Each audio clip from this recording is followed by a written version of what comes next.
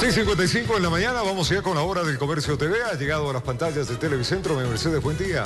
¿Qué tal, Robert? Amigos, muy buenos días. Gracias siempre por acompañarnos, por sintonizarnos cada mañana desde tan temprano. Estamos listos con lo más destacado. Hay que disfrutar de un buen desayuno, salga con tiempo. Recuerde, la ciudad de Quito siempre tiene a esta hora congestión de tránsito, 4 grados centígrados, frío que muerde en la ciudad. Recuerde que el pico y placa hoy es 7-8 para quienes van a salir de sus hogares. Muchísima precaución, evite multas y también evite tráfico, salga con tiempo si es que sí puede salir hoy con su vehículo. La Corte Constitucional analizará el uso de acciones de protección. Esto, Robert, por lo ocurrido con los exmiembros del Consejo de Participación Ciudadana. Estos fueron destituidos y censurados por la Asamblea, hay que recordarlo. Veamos. En noviembre del año 2022, la Asamblea Nacional enjuició políticamente por incumplimiento de funciones a los titulares del Consejo de Participación Ciudadana y Control Social y resolvió censurarlos y destituirlos por incumplimiento de funciones a Ivette Estupiñán, María Fernanda Rivadeneira, Francisco Bravo y Hernán Ulloa. Pero para rever esta decisión, los exfuncionarios presentaron acciones de protección en La Concordia. El caso generó un conflicto institucional y una crisis política, por lo que la Corte ha decidido analizarlo para marcar precedentes. Es decir, las acciones de protección, las medidas cautelares, tienen por regla general la posibilidad de resguardar, de amparar derechos del ciudadano frente al abuso del poder y de sus autoridades. Originalmente no están diseñadas entonces para alguien, digamos, una alta autoridad del Estado que ve amenazada su estabilidad en el cargo, en este caso por la vía de un juicio político u otro mecanismo que le vaya a desvincular, utilice las acciones de protección o las medidas cautelares. Con esto se busca establecer reglas jurisprudenciales claras y que se apliquen sanciones por abuso del derecho. El problema es que si esto se va a hacer con ese caso, se tendría que hacer con el caso de Yori, se tendría que hacer con el caso, ya se lo hizo con el caso de Yunda afortunadamente, se tendría que hacer con el caso de los vocales del Consejo de la Judicatura, entre un sinnúmero de políticos que han utilizado a la justicia constitucional para estos fines, para atornillarse un cargo. Pero a decir del constitucionalista Ismael Quintana, la Corte no ha resuelto aún el tema de competencia territorial, a pesar de que la semana pasada publicitó una sentencia. Donde el accionante, es decir, quien presenta la demanda, puede acreditar al menos un vínculo o un arraigo de carácter laboral o de carácter familiar o que tenga alguna residencia en ese sentido. Entonces, o que un juez de la Concordia resuelva un tema que debía analizarse en Guayaquil o en Latacunga. ¿Por qué va a seguirse dando esto? Porque tenemos todavía esta permisión jurisprudencial en la Corte Constitucional. Informó Valeria Navarro. Miembros de organizaciones sociales que trabajan en distintos centros de desarrollo infantil y de cuidado de adultos mayores se apostaron en los exteriores de la Gobernación del Guayas para pedir el pago de sus sueldos. De pronto la avenida Malecón, a la altura de la Gobernación, fue cerrada por manifestantes, esto en el centro de Guayaquil. Esta acción generó que los vehículos sean desviados por otras rutas. Quienes protestaban en el lugar eran integrantes de varias organizaciones sociales que exigen que se agilite el pago de sueldos. Estas organizaciones específicamente dan servicios de atención a centros de desarrollo infantil y de adultos mayores. Trabajan en conjunto con el Ministerio de Inclusión Social. Las organizaciones que trabajan con personas con discapacidad, con CDI, no han recibido su sueldo. Nosotros como Fundación Sin Barrera, en la cual trabajamos, llevamos 3 meses sin sueldo. Mayo, junio y julio no nos han pagado. Nosotros tenemos familia que alimentar. Hoy día nos amanecimos por la noche, nos llamó nuestra técnica a decir que el día de hoy estaban la educadora y los niños sin alimentación porque no hay dinero. Por espacio de 2 horas, quienes se sintieron perjudicados estuvieron al pie de la Gobernación solicitando una reunión con autoridades encargadas. Trinitaria, Suburbio, Guamo, Durán, todos los programas de protección especial, adulto mayor, CDI, de la noche a la mañana vinieron solamente a llamar por teléfono, su convenio quedó terminado. Casi a las 16 horas de este miércoles, los representantes de estas organizaciones lograron ingresar y reunirse con las autoridades.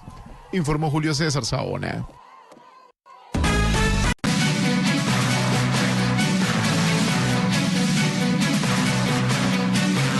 7 de la mañana y 1 minuto, el Consejo Nacional Electoral inició la entrega de credenciales a los miembros de las fuerzas públicas para que puedan ejercer el derecho al voto de forma facultativa. Son alrededor de 40.000 miembros de las Fuerzas Armadas y 50.000 de la Policía Nacional.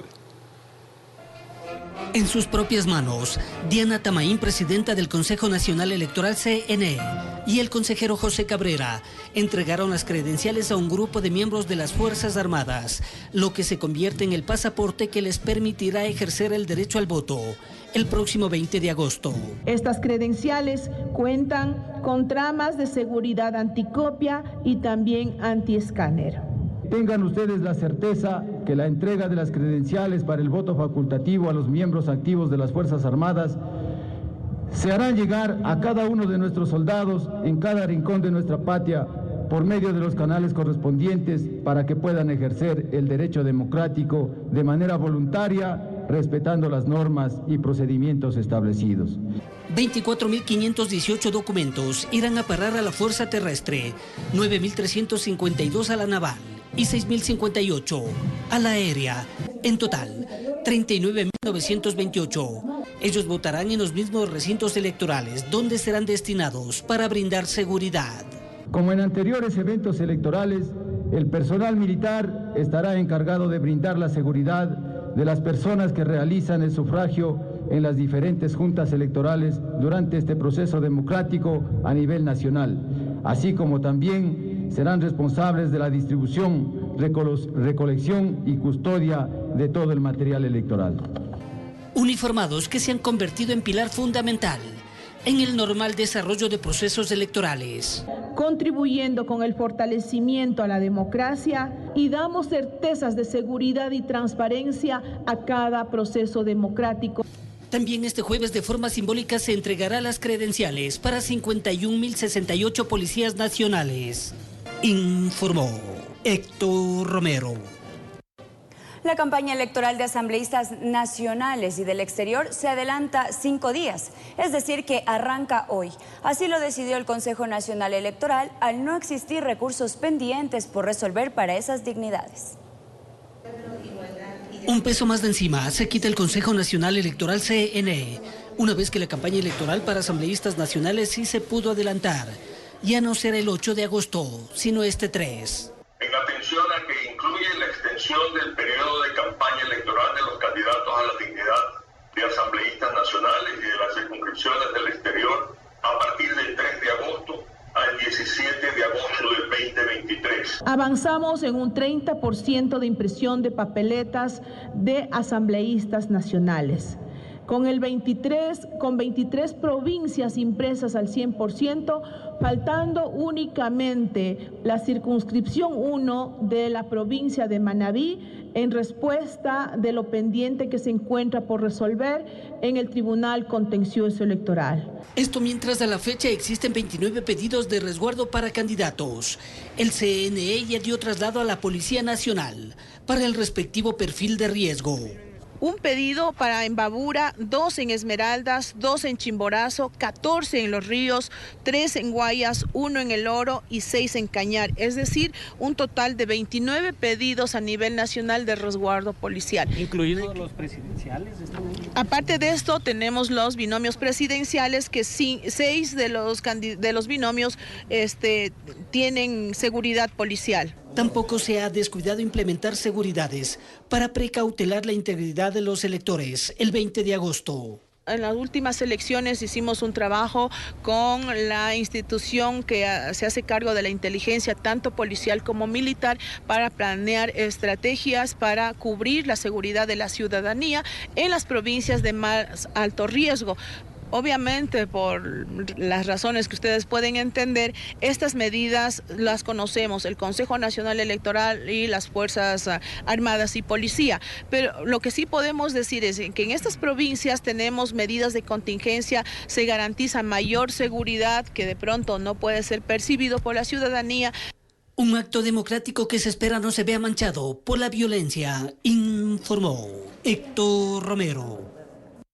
La Junta Cívica Patriótica, conformada por varias organizaciones civiles de la sociedad, anunció su participación en la campaña electoral por el voto nulo en las próximas elecciones generales del 20 de agosto.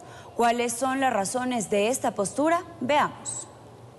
Con un rechazo rotundo, representantes de organizaciones sociales de lo que denominan la Junta Cívica Patriótica hicieron un llamado a la ciudadanía ecuatoriana a rechazar las propuestas infladas que los candidatos estarían proponiendo en sus aspiraciones para llegar a Carondelet. La política ecuatoriana es la responsable de la debacle que estamos viviendo hasta ahora. Aquí no es votar por el menos malo, porque eso significa votar por el menos corrupto. Dicen que estas elecciones anticipadas han evidenciado la falta de militancia y convicción política de los candidatos, quienes de elección tras elección se cambian de camiseta política sin demostrar un compromiso democrático. Actualmente sobresale la desorganización, la indisciplina, el irrespeto. Y lógicamente esto es como el efecto dominó, que cae una ética y una transparencia. Convocan a la ciudadanía a formar parte de su iniciativa para que el próximo 10 de agosto inicien la campaña por el voto nulo. Ecuatorianos, nosotros somos más.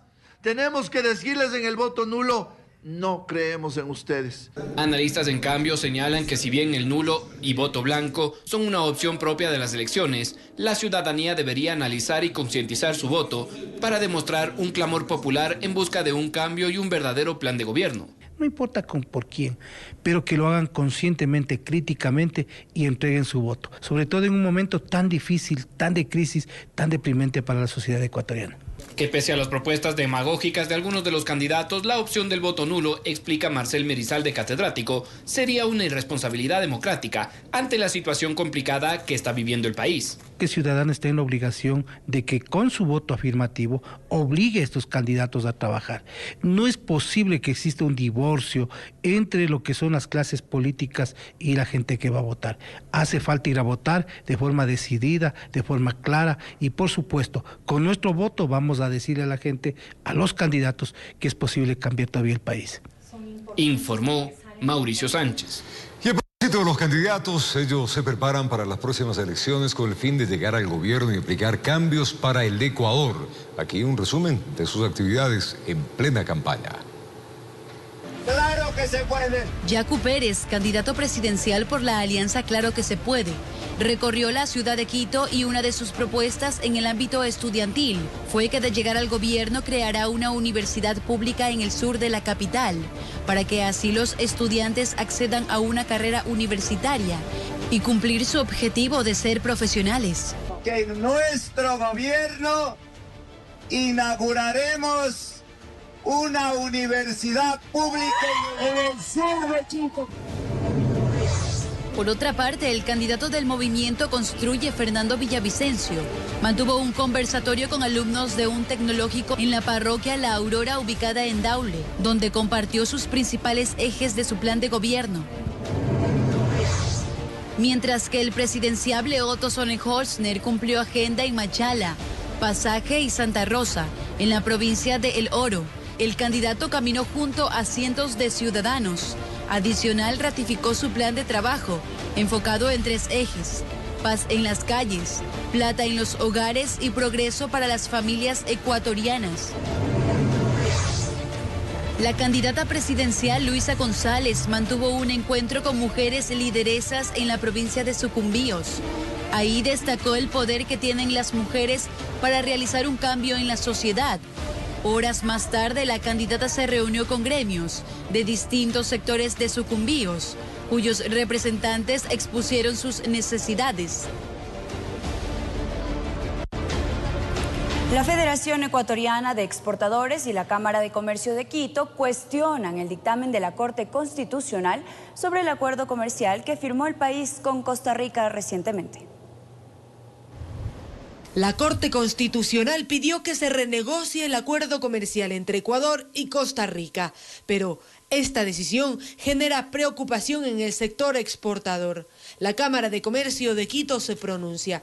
Creo que esos son mensajes peligrosos porque los inversionistas, sea privados o de Estado, siempre quieren seguridad jurídica y quieren métodos de resolución de conflictos confiables, independientes del sesgo de la localidad.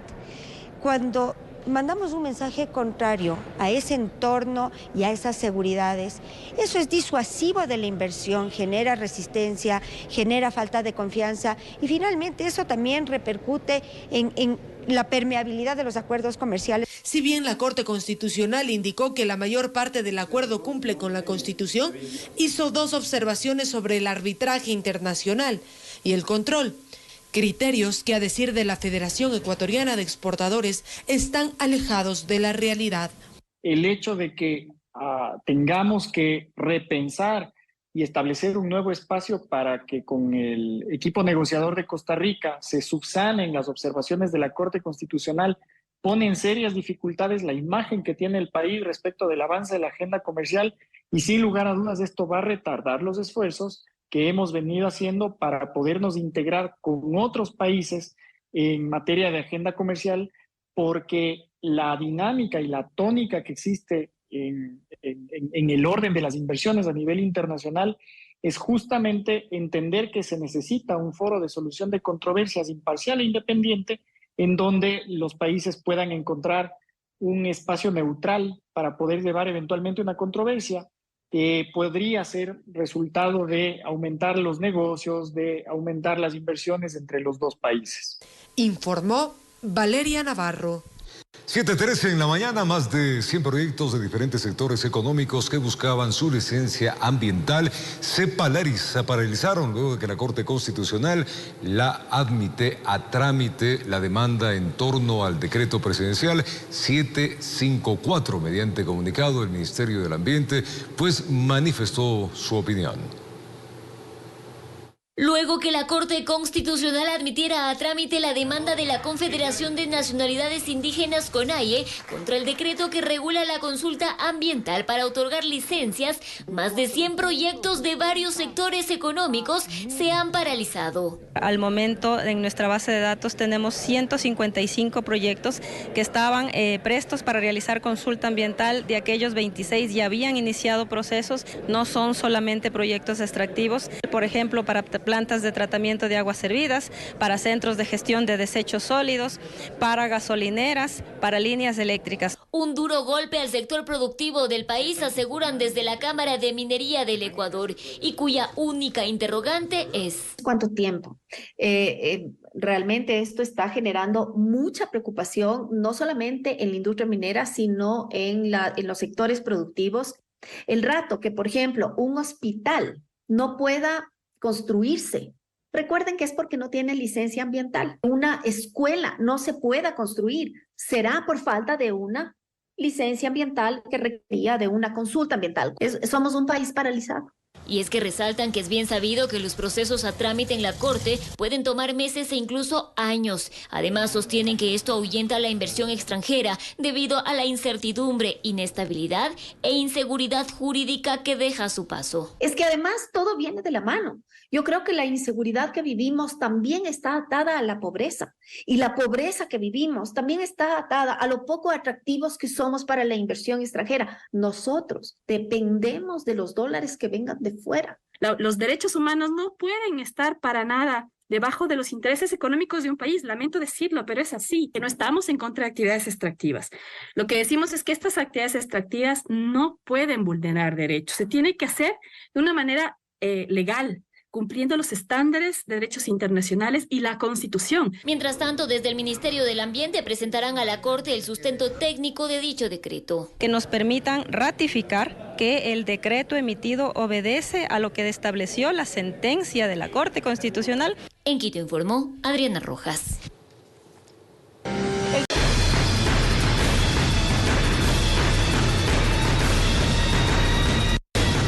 7:22, como lo anunciamos, César Pino Argote, concejal del municipio del Cantón Salinas, amenazó de muerte a varias personas que están en la administración de un condominio. El funcionario, en declaraciones a la prensa, pidió disculpas por lo sucedido. La tarde y noche del 1 de agosto se viralizó un video en redes sociales donde se observa al concejal del GAN de Salinas, ingeniero César Pino Argote, amenazando de muerte a unas personas dentro de un condominio. Te amenazo de muerte a ti y a ti también. Si a mí ese video se hace público, mira, me voy a la cárcel y a mí no me importa irme a la cárcel porque yo soy loco. Mira, me persino en el nombre de Dios, que si alguno de ustedes hace público ese video y le hace algo a mi familia, yo me voy a la cárcel.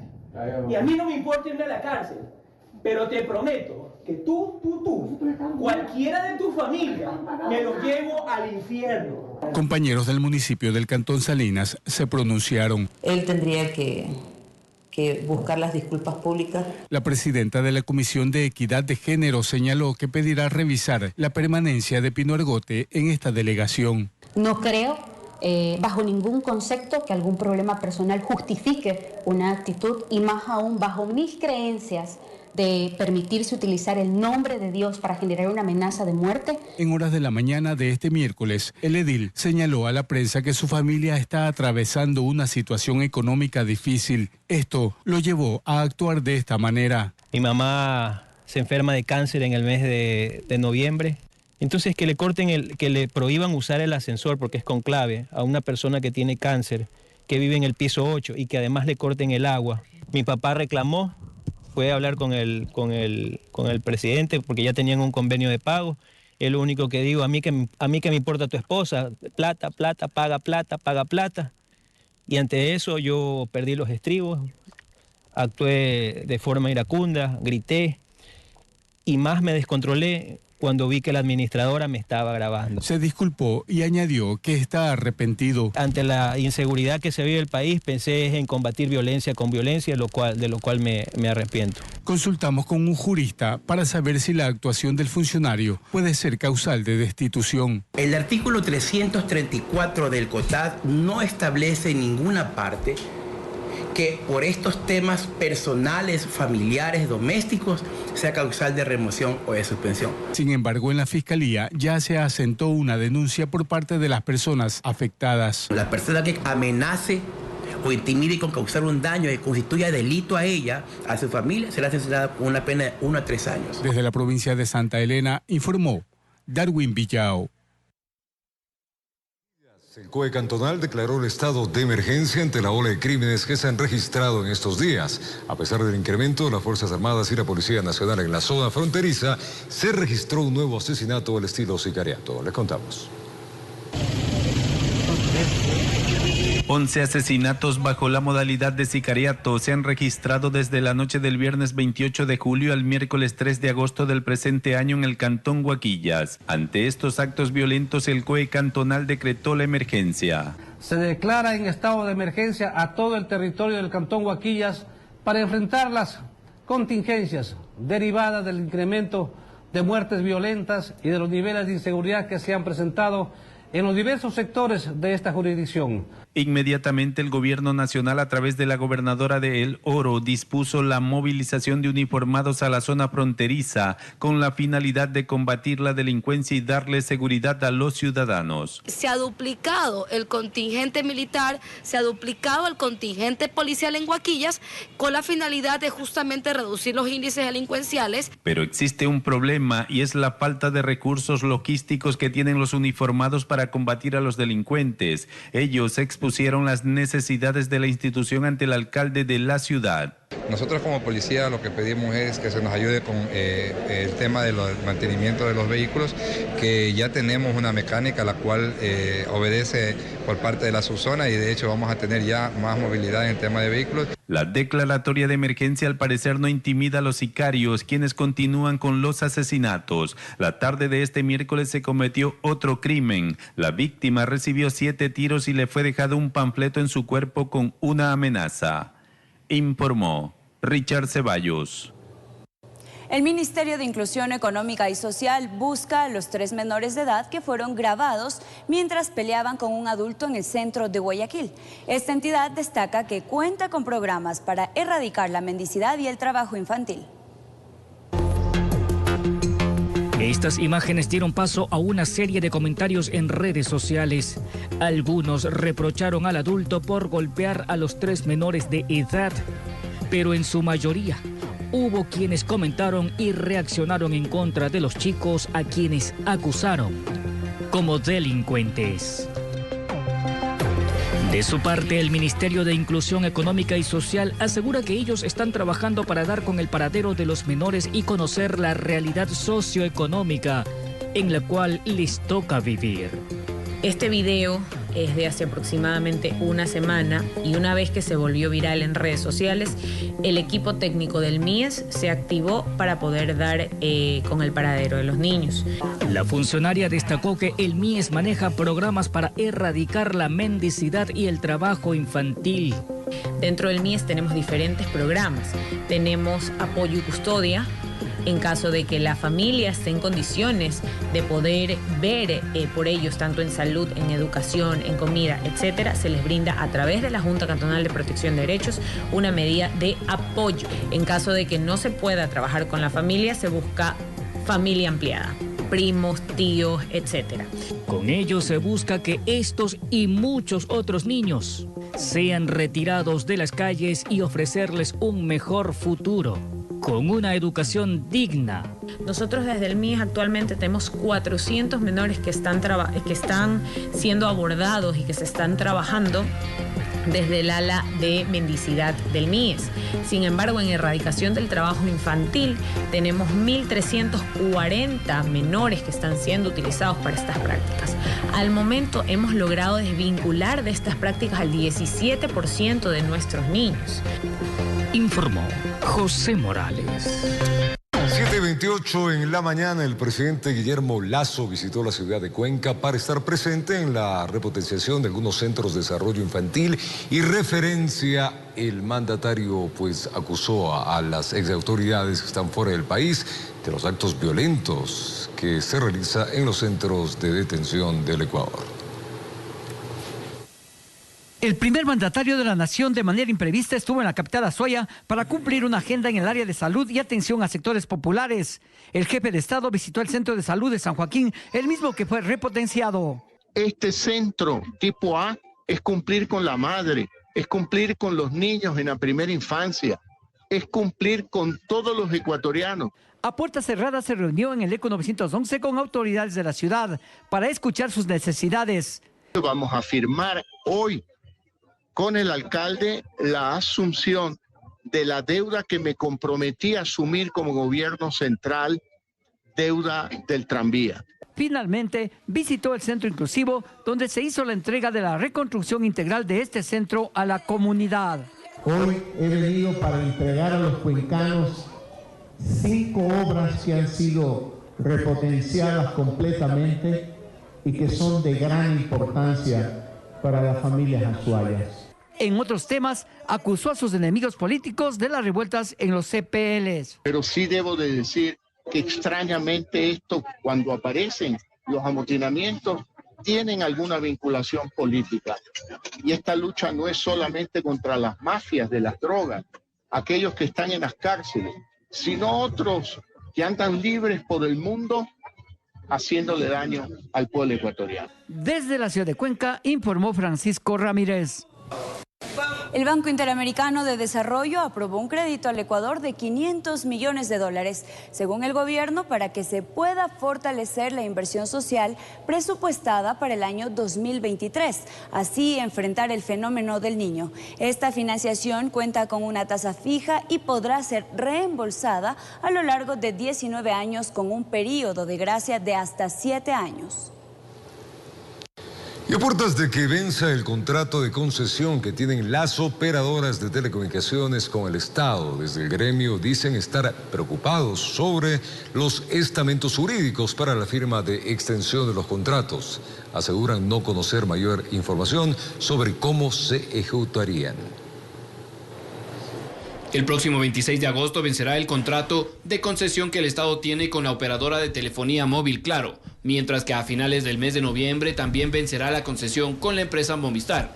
Y desde el sector privado de las telecomunicaciones dicen aún no conocer los parámetros jurídicos de una posible ampliación de los contratos hasta finalizar las mesas de negociación.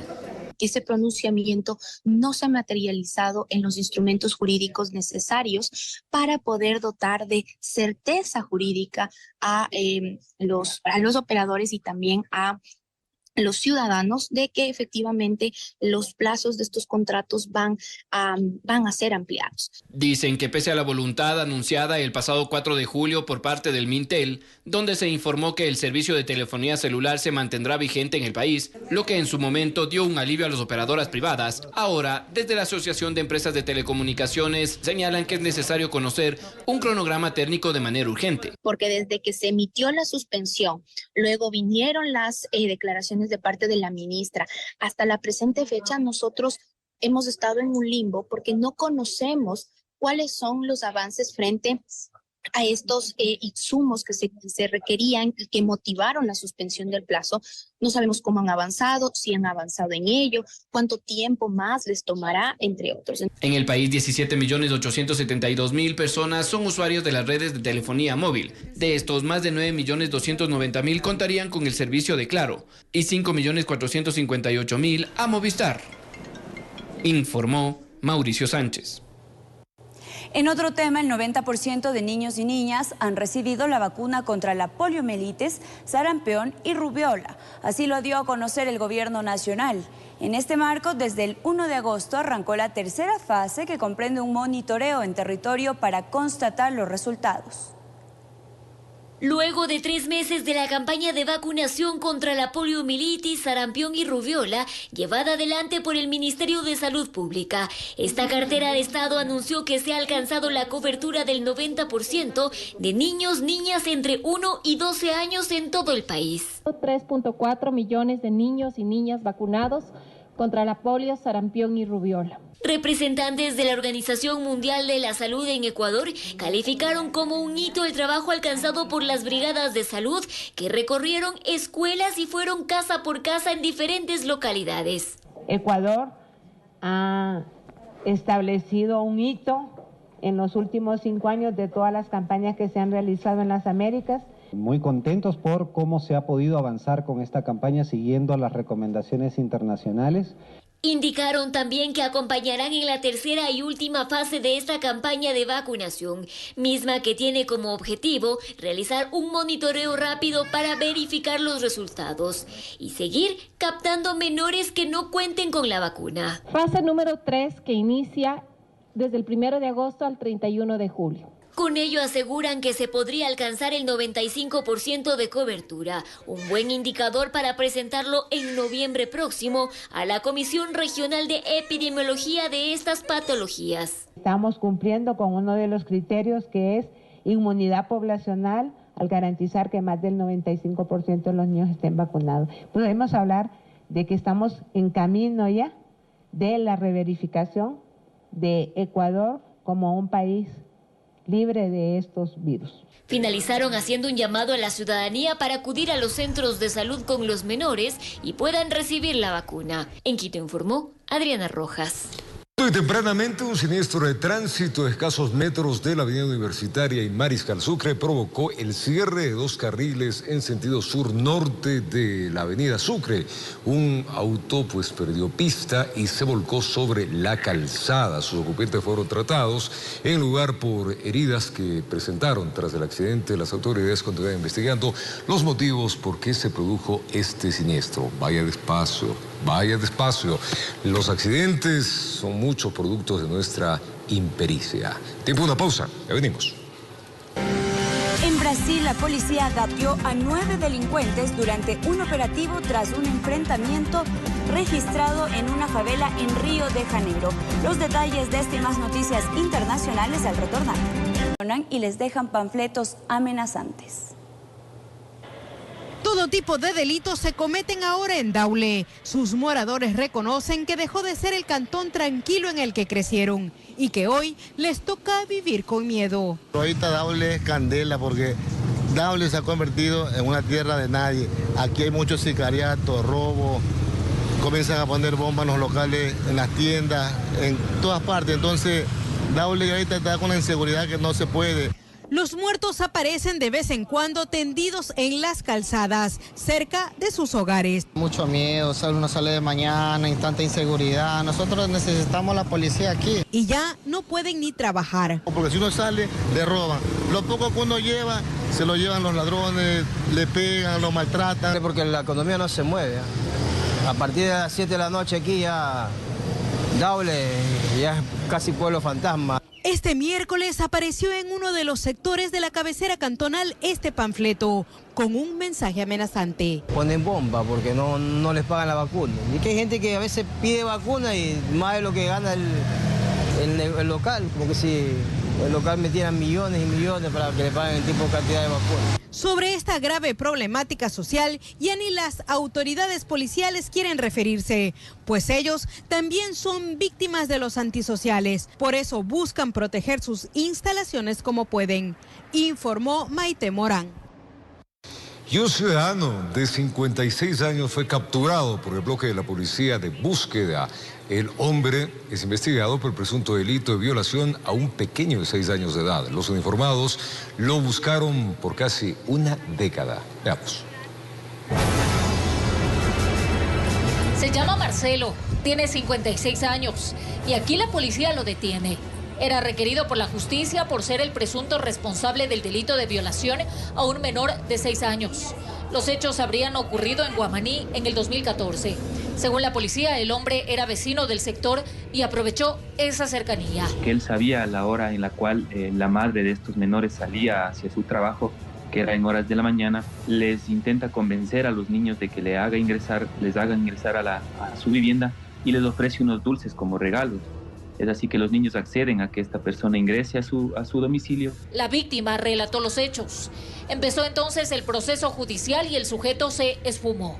Hasta el día de hoy, cuando lo capturaron en Tumbaco. Fue tan astuto que lo tuvieron que vigilar, pues no salía del lugar donde residía. No se encontraba trabajando en un lugar específico, o si es que se encontraba trabajando, eran días sumamente puntuales y en actividades donde él no le exigían que presente una cédula o algún tipo de identificación. Según el bloque de búsqueda, el ciudadano se cambiaba constantemente de domicilios. Estaba solo. Sin embargo, la esposa acudía una o dos veces por semana hacia donde él estaba. En el caso de ser hallado culpable, podría enfrentar una pena privativa de libertad de 22 años. En lo que va del 2023, el bloque de búsqueda ha realizado 76 detenciones, 23 más buscados y 53 requeridos de alta peligrosidad. Informó Marilyn Jaramillo. Un ciudadano fue detenido en Tumbaco por presunto delito de estafa. Al retornar con las noticias de la comunidad, le contamos más detalles de esta y más noticias.